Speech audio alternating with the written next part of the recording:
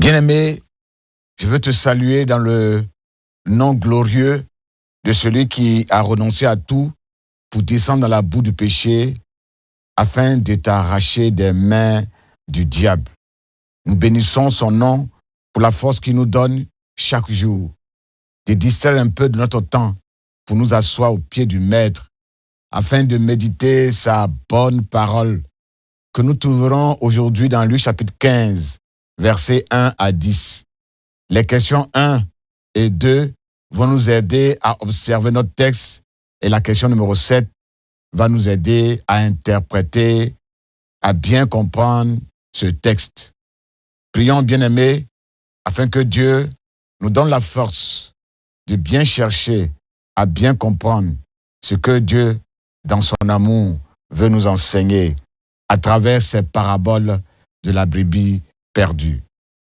Nous prions. Nous te bénissons, notre Dieu. Nous te bénissons, notre Père, parce que tu nous aimes d'un amour incommensurable. Dans cet amour incommensurable, tu es venu sur la terre. Tu es descendu dans la boue du péché. Tu es descendu dans les trous, les profondeurs du mal, de la boue du péché pour nous saisir, pour nous arracher et pour faire de nous des enfants de Dieu. Nous bénissons ton nom pour cette grâce. Au cours de cette journée, tu nous donnes d'avoir accès à ta bonne parole, pour nous parler, pour nous enseigner, pour nous montrer combien de fois tu nous aimes. Par ton Esprit Saint, viens nous aider à bien comprendre cette parole et enfin que nous puissions t'aimer en retour davantage, nous puissions te servir davantage parce que nous avons vu et nous avons compris combien de fois tu nous aimes. Bénis cette parole au nom puissant de Jésus. Amen. Bien-aimés, nous lisons la parole de Dieu dans Luc chapitre 15, versets 1 à 10. Les collecteurs d'impôts et autres pécheurs notoires se pressaient tous autour de Jésus, avides d'écouter ses paroles. Les pharisiens, les spécialistes de la loi s'en indignaient et disaient: cet individu fréquente des pécheurs notoires et s'attable avec eux. Alors Jésus leur répondit par cette parabole: si l'un de vous possède 100 brebis et que l'une d'elles vienne à se perdre, n'abandonnera-t-il pas les 99 autres au pâturage pour aller à la recherche de celle qui est perdue jusqu'à ce qu'il l'ait trouvée? Et quand il l'a retrouvée, avec quelle joie il la charge sur ses épaules pour la ramener. Verset 6. Aussitôt rentré chez lui, il appelle ses amis et ses voisins et il leur dit: venez partager ma joie, car j'ai retrouvé ma brebis qui était perdue.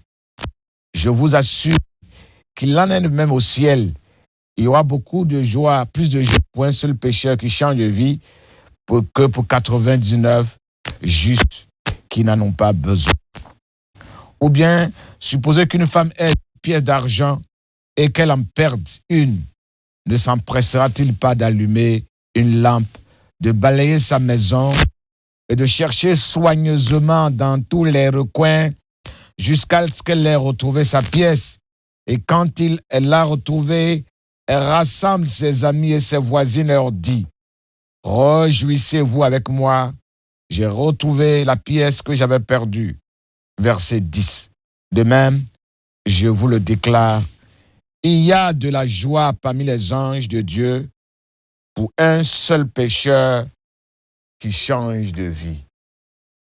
Bien-aimés, avec la question numéro 1, nous allons essayer de comprendre de quoi ou de qui nous parlent ces versets que nous venons de lire. De quoi nous parlent ces versets? Ces versets sont des paraboles, de petits récits, de petites histoires qui sont empruntées de la vie courante pour enseigner des vérités spirituelles, pour amener l'homme à se poser des questions. Supposons que l'un d'entre vous possède 100 brebis et qu'une se perde. Que fera-t-il? Ce texte parle de la soif d'écouter la parole de Dieu qu'éprouvent les collecteurs d'impôts, les gens mal famés. Verset 1. Ce texte fait ressortir les calomnies, les murmures, les reproches, la colère des pharisiens qui n'approuvent pas cet engouement autour du Seigneur Jésus-Christ. Verset 2. Ce texte met en évidence la perte, l'égarement d'une brebis et d'une pièce d'argent par ses propriétaires. Verset 24, verset 4 plutôt et verset 8. Et de leurs efforts acharnés pour retrouver ce qu'ils ont perdu. Enfin, ce texte parle de pâturage, de brebis, de bergerie, de fêtes de retrouvailles avec des voisins, de lampes allumées pour rechercher dans la maison la pièce qui a été égarée, de la joie éprouvée dans le ciel par les anges qui sont au service de Dieu. Bien-aimés, de qui parlent ces versets que nous venons de lire? Ces versets nous parlent de collecteurs d'impôts, de gens malfamés, de gens reprouvés par la société, rejetés par la société. Verset 1. Ce texte aussi nous parle de Jésus, le Fils de Dieu, celui qui est venu annoncer la parole de Dieu, la bonne nouvelle qui guérit, la bonne nouvelle qui transforme les cœurs, les vies. Ce texte nous parle aussi des pharisiens et des interprètes de la loi qui qualifient ces assoiffés de la parole de Dieu de gens sans foi ni loi, des pécheurs notoires. Ces textes aussi nous parlent des propriétaires de la brebis et de la pièce d'argent égarée qui associent à leur joie leurs amis, leurs voisins. Ce texte nous parle aussi des anges dans les cieux qui sont dans la joie parce qu'un seul pécheur s'est repenti, parce qu'un seul pécheur sur la terre a changé de vie, a changé de camp. La question numéro 2 va nous permettre de savoir ce que ce texte nous dit sur Dieu le Père, sur Dieu le Fils et sur Dieu le Saint-Esprit. Sur Dieu le Père, la parole qui sort de la bouche de Dieu le Père est une parole qui désaltère, qui apaise la soif. Elle est bienfaisante. Dieu est un Père qui est aimable, qui est bienveillant, qui se soucie de ses enfants et qui manifeste un amour actif, qui se lève et qui va à la recherche de ce qui est perdu, de la brebis qui est perdue. Ces brebis égarées sont précieuses aux yeux de notre Dieu, de notre Père, car ce sont ses enfants qu'il a créés à son image pour refléter sa gloire. C'est une partie de lui-même. Leur perte, leur égarement est un échec, une honte pour le royaume de Dieu, pour le projet de Dieu. C'est un déshonneur. C'est pour cela que Dieu, tel un père responsable, un père dévoué, un père qui ne démissionne jamais et qui n'abandonne jamais ses brebis, comme le font les mercenaires, ce père-là va se battre. Il va déployer de grands moyens pour retrouver ses enfants qui sont perdus. C'est un père qui est patient, qui est persévérant, qui prend son temps pour rechercher minutieusement, soigneusement ce qui est égaré, jusqu'à ce qu'il le retrouve. C'est un père qui est altruiste, qui est bienveillant, qui se soucie du bien-être de ses enfants. Il n'est pas égoïste.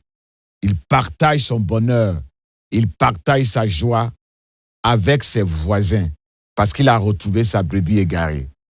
Ces versets nous présentent un Dieu qui n'aime pas perdre, qui n'aime pas l'échec, qui n'aime pas voir ses enfants égarés. Qu'est-ce que ce texte nous apprend sur Dieu le Fils? Jésus est le Fils que le Père a perdu, que le Père a abandonné sur la croix parce qu'il a pris tous nos péchés, que le Père a sacrifié pour que toi qui étais perdu, tu sois retrouvé et que tu retournes dans la bergerie d'où tu t'es échappé. Jésus est cette bonne nouvelle, cette eau fraîche venue du ciel pour faire du bien aux hommes, pour les désaltérer. Proverbe 25, verset 5. Il est venu pour désaltérer les assoiffés. Il a comblé de bien les affamés.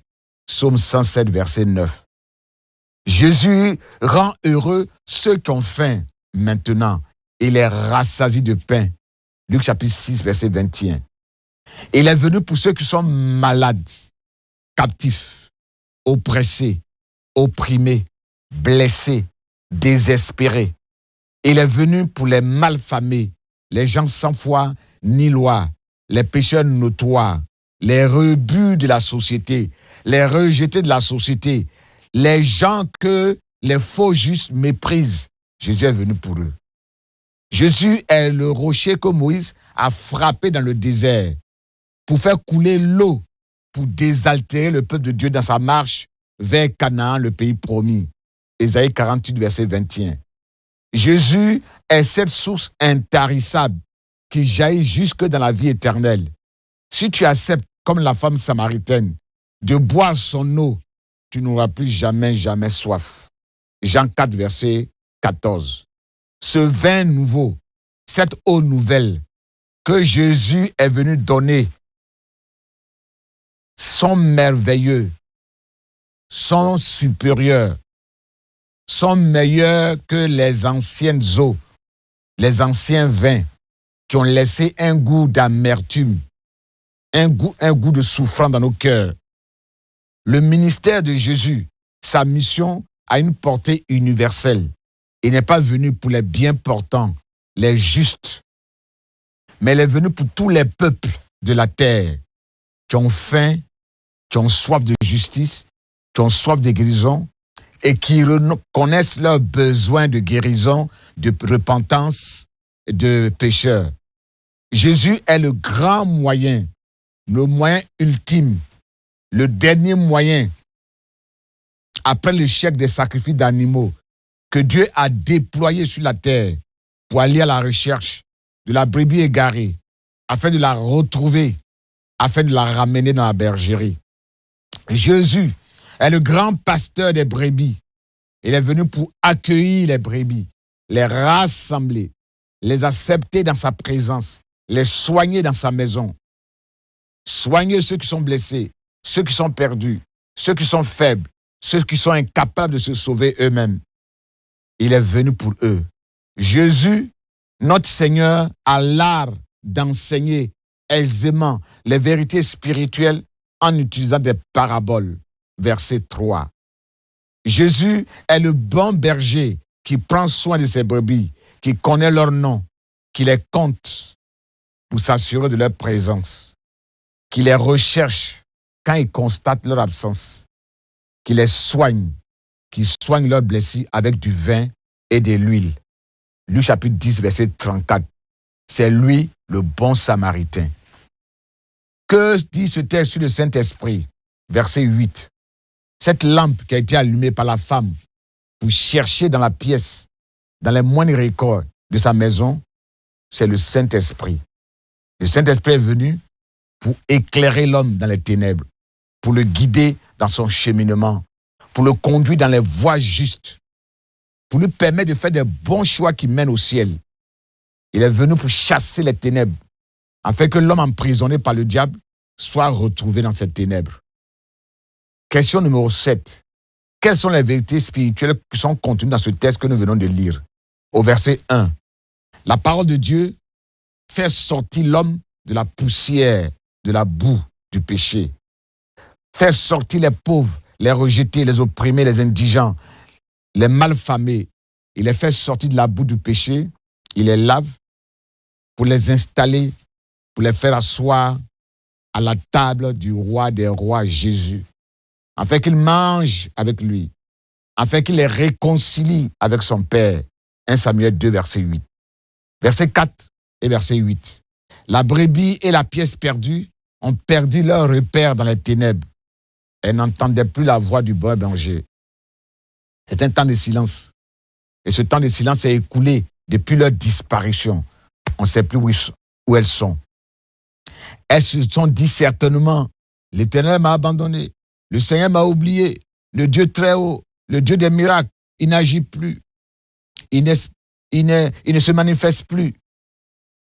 Ils expriment ainsi leur lassitude, leur désarroi, leur incapacité absolue, leur résignation. Mais Dieu répond, les miracles ne sont pas terminés.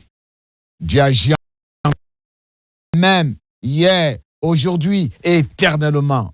Au moment favorable, au temps marqué, il prend l'initiative de répondre à ton appel, de briser le mur de silence qui s'est installé entre toi et lui. Il vient à ton secours. Il vient te chercher là où tu es, dans ce trou noir où tu es, dans cette prison où tu es enfermé, dans cet exil où tu es. Il t'arrachera de la main de l'oppresseur. Il te rétablira. Il conclura une alliance éternelle avec toi et avec ta descendance parce qu'il t'aime. Il te fera sortir de cette tempête pour te conduire vers des sources d'eau paisibles. Même si les mères oubliaient leurs enfants qu'elles ont conçus, allaités, nourris pendant 9 mois, moi, l'Éternel, je ne t'oublierai jamais. Voici, je t'ai gravé dans le creux de mes mains. Je pense constamment à toi. Je ne t'oublierai jamais. Psaume 77, versets 11 à 12.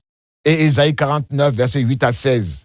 Au verset 1, les gens se pressaient autour de Jésus et s'étaient assoiffés d'écouter ces paroles rafraîchissantes. Oui, la parole de Dieu apaise. Elle est vivifiante. Elle redonne de la force.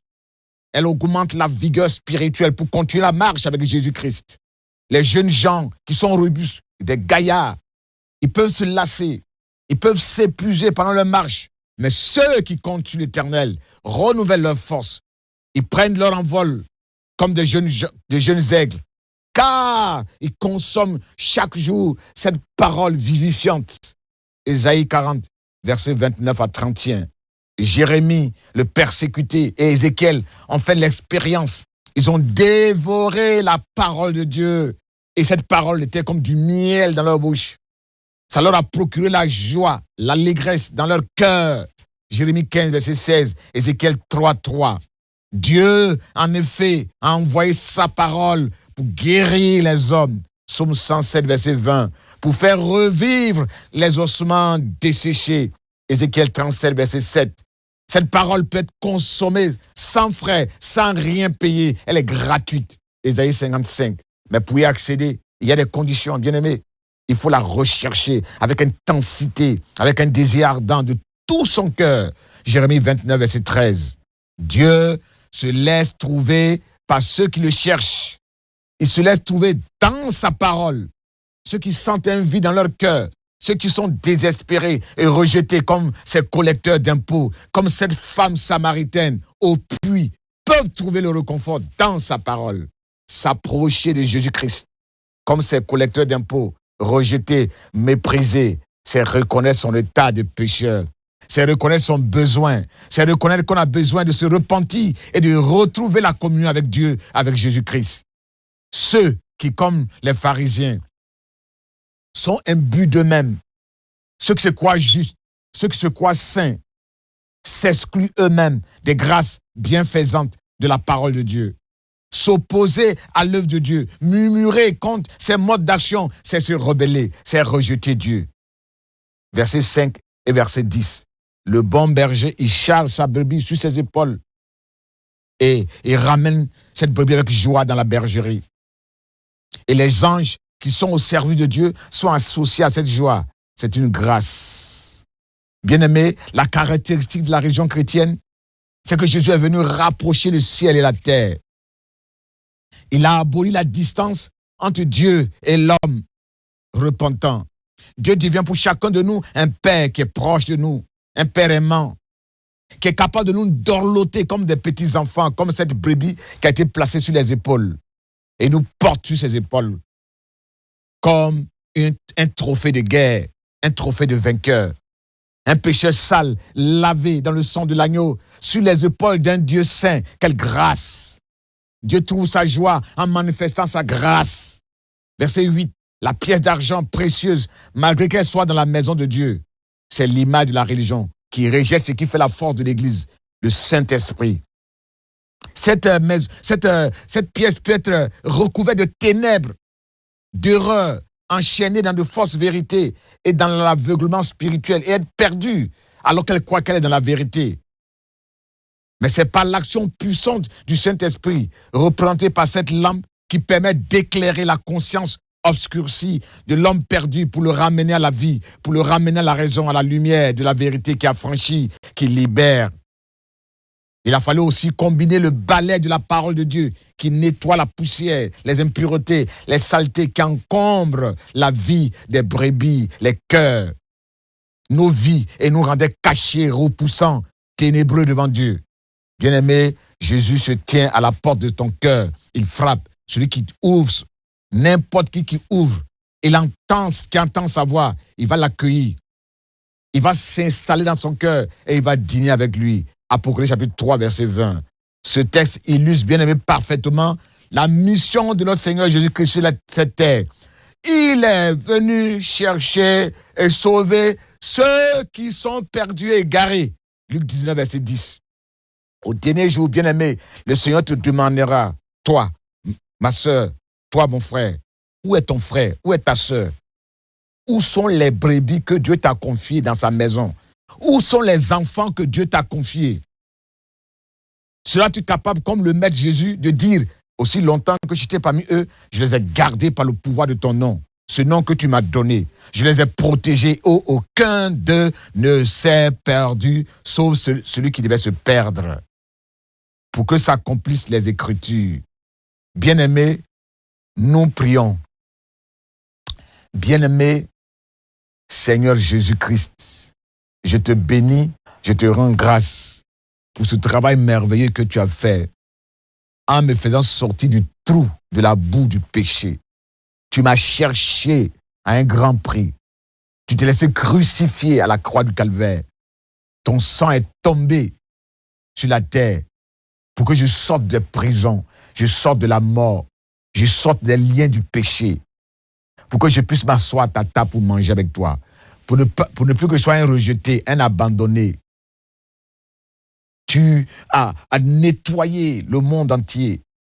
Tu as fait une grosse œuvre pour que je sois dans ta maison. Je prie pour que ceux qui ne te connaissent pas, que la parole de Dieu, qui ne revient jamais à Dieu sans accomplir la volonté de Dieu, que cette parole frappe leur cœur et qu'ils aient soif de ta présence, ils aient soif de se repentir, ils aient soif de se réconcilier avec toi. Aie pitié d'eux et fais-les sortir des ténèbres, afin qu'il y ait la joie dans le royaume de Dieu, afin qu'il y ait la joie dans le ciel avec les anges.